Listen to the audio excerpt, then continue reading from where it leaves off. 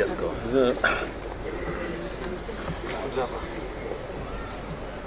Are you ready? You ready? Ladies and gentlemen, we have had a meeting of the Central Committee of the ODM party.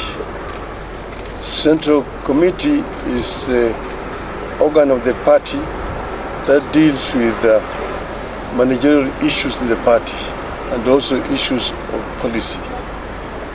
We have had a comprehensive meeting today, and we have a statement which is going to be read to you by the Secretary General, Honorable Edwin Sifuna. Thank you, Your Excellency. We proceed straight to the statement of the Central Committee meeting of 2nd July 2024. And it is titled, "This is Kenya's Last Best Chance." The Central Committee of the party has this morning held a meeting to deliberate on the ongoing crisis in Kenya. This meeting is happening at a most difficult time for our country, given all that has happened in the last few weeks. We are acutely aware that many families are still in mourning, having lost their loved ones, with civil society groups estimating that over 30 young Kenyans fell to the regime bullets in the course of the street protests. Many of these families are yet to bury these victims. On behalf of the entire ODM party, the Central Committee extends its deepest condolences to all those who have lost their loved ones and pray that God will comfort them in this time of tragedy. We also know that many were injured and some are still in hospital. We wish all of them quick recovery. We are in awe of the Kenyan youth who, through their unity of purpose, have stood with their fallen colleagues and raised vast sums of money in very short times to pay hospital bills for the injured. As a mass movement that has been on this journey of true liberation for a long time, we know how difficult it is to achieve some of the things that we have seen you do. You have absolutely earned our respect as a party, and we salute you.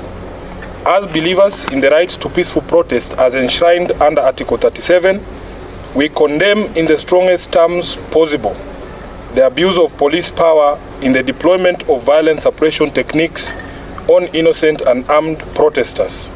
Our position is that no one has to die in exercise of the rights under Article 37. We further condemn the ongoing arbitrary abductions of innocent Kenyans who are carted away in the most violent and inhumane manner and held incommunicado for days. As we speak, the reports are that upwards of 50 individuals have been illegally abducted and their whereabouts remain unknown. To make it worse, it is clear that no one in government is ready to take responsibility, to render an apology, or to make amends. The head of state himself has tried to distance his regime from these killings, injuries, and abductions, instead conjuring up theories when everyone can see the blood on his hands. We have the most callous, insensitive, and obtuse regime in the history of Kenya. It is no wonder that chants of Ruto must go are ringing out all across our land. Government must never abdicate its responsibility to protect life and the property of its citizens. And if it does, as Ruto has done, it deserves to go. As a party that was founded on the tenets of social justice, we shall walk the journey of bringing about justice and accountability for all of the regime's crimes since they took power. We stand with the people in their quest to liberate themselves politically, socially, and economically. Kenyans asked us to stand with them against the punitive tax proposals in the finance bill, and we did. Of the 115 members of the National Assembly who stood with the people and voted against the bill on the floor, 73 were in fact members of ODM. We applaud these great patriots and thank them for being true representatives of the people. As a party, we celebrate you for being on the right side of history, and the party has charged the Honorable Opio Wandai and the Whip Junet Mohammed to convey this message to each individual member who stood with the people of Kenya. Sadly, a few of our members went against the wishes of the people and sided with the oppressor, and we will speak to the consequences shortly. In light of this state of affairs, the meeting has resolved as follows. Number one, that it is time for all of us in the political leadership to begin to listen. Listen to what the people are saying and not to our own voices. The young people have spoken in plain language that should be clear to everyone. Let's not be vague. Let's just do what the young people are telling the government to do. Number two, we consider this to be Kenya's last best chance. The youth have given our country our last best chance. We either seize it and swim with it by implementing all their demands, or we ignore it and sink the country altogether.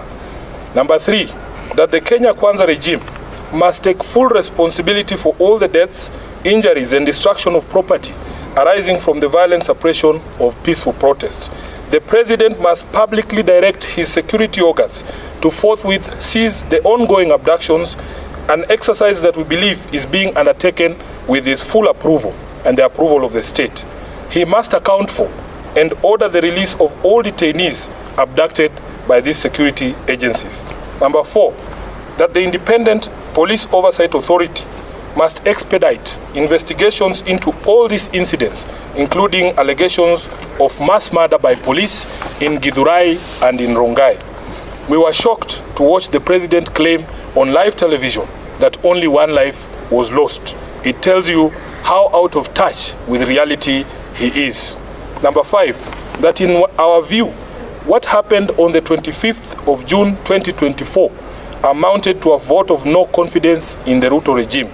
It is clear that this fact is totally lost on Ruto. It is reflected in his petulant proposals on how we manage our economy following the rejection of his tax bill. Instead of focusing on cutting wastage, opulence, and corruption in his regime, he is hitting back at the Kenyan people with threats to cut funding for the judiciary and the county governments.